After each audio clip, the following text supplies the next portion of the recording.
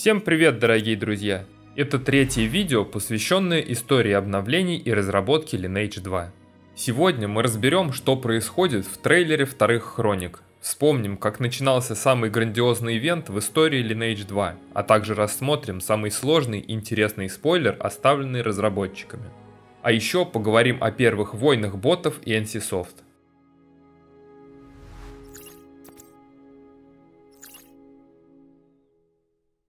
Уже с обновления C1, которому был посвящен предыдущий ролик, было понятно, что разработчики запланировали очень много нововведений, которые просто не успевали ввести в рамках одного апдейта. В диалогах NPC содержалось много отсылок к тому, что должно было быть добавлено в будущем. Будь то рассказы о Фуфурионе, Семи Печатях, открытии Башни Дерзости, лабиринте Харнака и городах, которые так и не были добавлены до сих пор. В интервью, данном еще во время C1, разработчики рассказывают, что в третьем обновлении ими запланирован масштабный ивент Семи Печатей, который будет длиться несколько лет. Примечательно, что тогда они заявляли, что в игре планируется 12 обновлений и уже существует базовая история, которая выведет мир Адена из нынешнего его состояния в мир Lineage 1. Если посмотреть список обновлений в Корее, считая апдейты, разделенные на несколько частей одним целым, то можно увидеть, что история L2 должна была закончиться в обновлении, следующем за богиней разрушения, которое как раз должно было стать 12-м по счету. Конечно, перед установкой пятых Хроник разработчики сказали, что будут обновлять игру, пока в ней будут игроки, но если мы обратимся к лору, то становится понятно, что первоначальная история была задумана именно до обновления Goddess of Destruction, после которого, очевидно, должен был случиться глобальный катаклизм, который привел бы мир L2 к виду первой части игры. Все это прослеживалось на протяжении всех этих обновлений. Это и увядающее древо жизни, и 7 печатей, и яйцо Траски, на пробуждении которого боялись гномы, и многое-многое другое. Весь сюжет постепенно шел к кульминации, которая должна была произойти при снятии печатей с Шилен. Но в 2003 году никто, кроме разработчиков, об этом еще не знал, а игроки, тогда еще молодой и набирающий популярность Lineage 2, только пытались освоить контент, привнесенный первым обновлением. 11 августа 2004 года выходит в свет второе дополнение к миру Lineage 2 Age of Splendor – Эпоха Роскоши. Тогда были введены территории Хейна, и область восточнее города на карте была заменена морем. Вместе с городом Хейн в игру был добавлен замок и Надрил. Игроки наконец получают возможность не только ходить по дну, но и плавать. Вместе с этим нововведением в игре появляется целая подводная локация, проплыв в которую через непримечательную подводную пещеру, внутри можно было обнаружить огромный многоуровневый дворец-сад. Эта локация имела название «Сады богини Евы». Многие игроки, очевидно опираясь на то, что в Lineage 1 примерно в этом месте обитает Фуфурион, считают, что огромная комната на нижнем ярусе сада планировалась под него. Но, как я говорил в прошлом видео, стражники Герана указывают на другое местоположение острова с драконом, которое как раз подтверждается в обновлении Фуфурион. Но главным нововведением была система поместий. Фактически, основной функциональной задачей дополнения было сделать обладание замками более выгодным и интересным. Нововведение предполагало покупку у владельцев замков специальных семян, которые нужно было прорастить в мобе и сдать всходы обратно. Как правило, спрос на семена замка был настолько велик, что самой игры между феодалами в этом вопросе не возникало, так как им достаточно было продавать все по максимально возможной цене и покупать по минимально возможной, оставляя минимальную выгоду участникам процесса. Кроме того, в обновлении C2 Башня Дерзости была открыта для игроков и стала представлять собой один из сложнейших и интереснейших объектов как в PvE, так и в PvP плане. Это действительно эпическое многоярусное сооружение, которое игроки могли исследовать месяцами, воюя друг с другом за каждый этаж. А на последнем из них находился новый эпический босс Баюм, за которого и развернулись крупнейшие сражения эпохи роскоши. Интересно, что еще в диалоге в C1 было написано о проникновении темной эльфийки в башню, что было отсылкой к трейлеру вторых Хроник. Там, влюбленный в запечатанного в святилище Шилен Митраэля странник бездны Арии Фестматер в поисках способа снять с него печать проникает в Башню Дерзости и будет Баюма. Вместе с башней дерзости был добавлен зубодробительный квест «Шепот судьбы», где игрокам предстояло убить 4 сложнейших РБ и ткнуть в пятку самого Баюма. Выполнив этот квест, игроки получали немыслимое до этого апгрейд оружия. Это стало вторым на тот момент способом добычи апгрейда после дропа посоха Диспариона с практически неубиваемого Антараса. Еще одним важным нововведением была новая локация Остров Дьявола, состоящая из системы лабиринтов, пройдя через которые можно было сразиться со вторым главным боссом обновления Закином. Но игроки запомнили то время не только по эпическим сражениям, но и по беспрецедентному по своим масштабам нашествию ботов.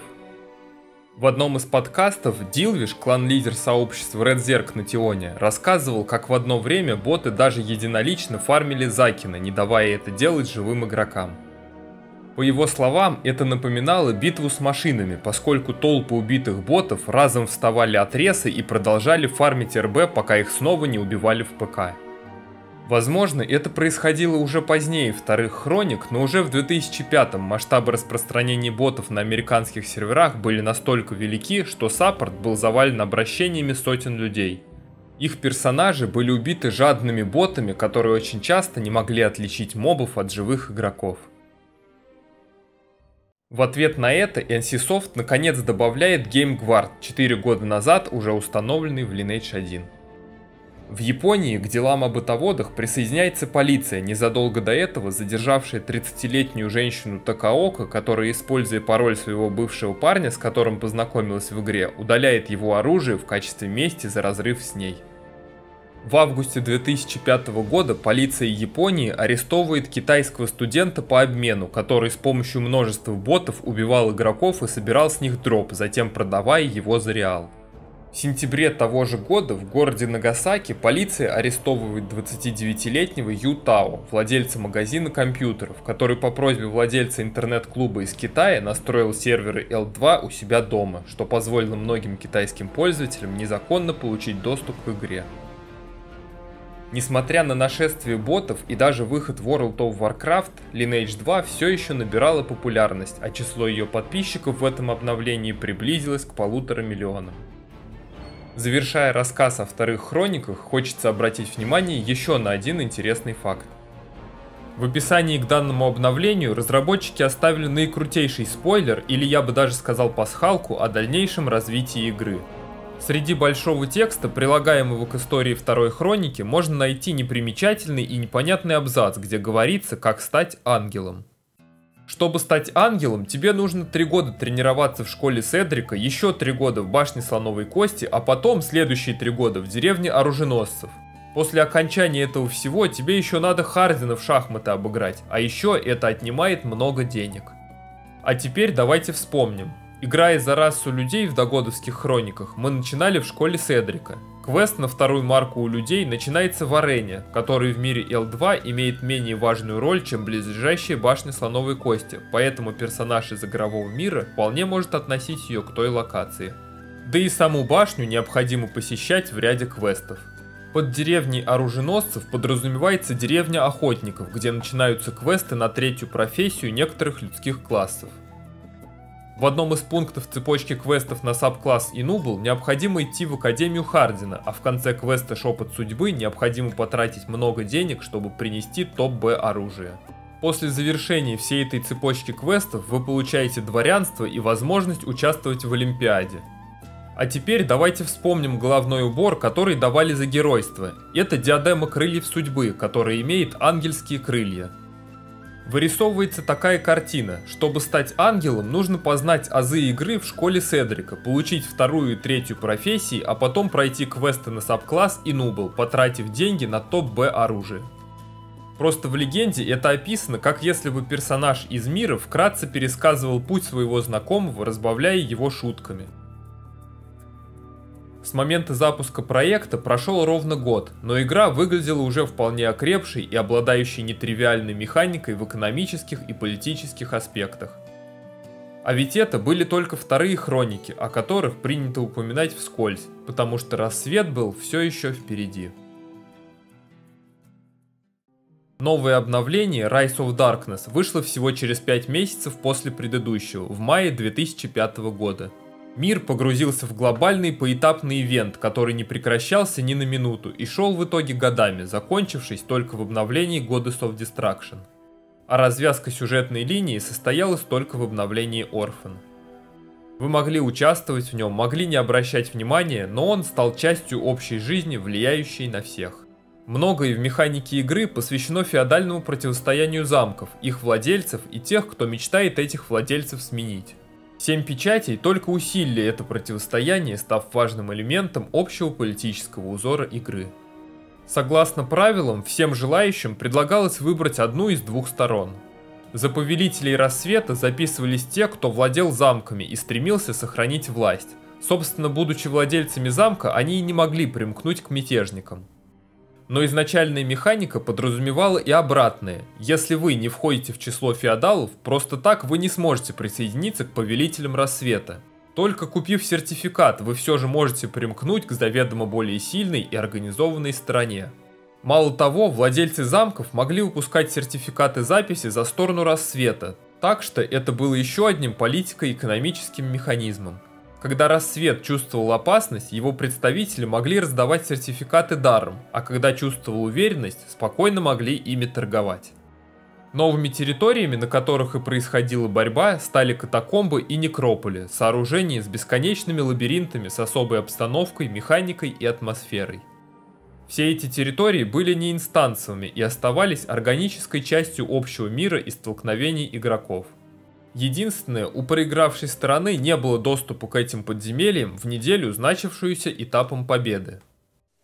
Итогом победы одной из сторон было глобальное изменение внешнего вида мира, а также возникновение событий, характерных для каждой из печатей.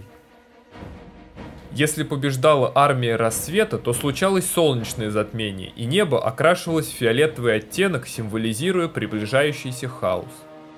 Но если побеждала революционная армия заката, то случалось лунное затмение, и становилось видно всевидящее око Шилен, предвестник грядущего разрушения. В случае победы рассвета в некрополе апостолов появлялась посланница Шилен, матерь тьмы Лилит, а если побеждали мятежники заката, то игроки могли бросить вызов посланнице Инхасат, ангелу Анаким. Внутри сторонников рассвета и заката также проходила своя внутренняя борьба за победу определенных печатей, вызывающих характерные изменения в мире игры. Одна из печатей, доступная игрокам, была печать раздора. Для повелителей рассвета она давала укрепление стен замка, увеличение силы и запаса здоровья NPC и снижение стоимости их найма. Но власть имущих не столько привлекали эти бонусы, сколько страшила победа мятежников заката. Ведь если побеждали они, все упомянутые бонусы превращались в штрафы, стены были ослаблены, а любые улучшения обходились заметно дороже. Вместе с 7 печатями в обиход вошла древняя Адена, добываемая в этих локациях и ставшая по сути второй валютой мира Lineage 2. В игре появились торговцы и кузнецы Мамона, продававшие за эту валюту уникальные вещи. При этом только победители могли обменять полученные в первую неделю соревнований трофеи на материальные блага. Но красота системы заключалась в том, что это был сознательный выбор населения конкретного сервера. Важным элементом, сильно изменившим положение в PvP, стало введение Combat Points. Это дополнительный запас прочности персонажа, который резко снизил скоротечность PvP и преимущество нападающих при неожиданной атаке. Важность этого нововведения переоценить сложно, особенно в мире, где PvE постоянно переплеталось с PvP. Еще одним важным нововведением была возможность взять подкласс. Кроме того, в этом же обновлении появляется возможность получения апгрейда не только с Антараса и квеста Шепот Судьбы, но и дропом с других РБ или крафтом. Также была добавлена система SA. А еще в игре появилась мини-карта, которая до этого была отдельным итемом, который необходимо было купить в магазине или получить по квесту. Обновление Rise of Darkness привнесло в Lineage 2 одни из самых запоминающихся нововведений, но золотые годы игры были все еще впереди.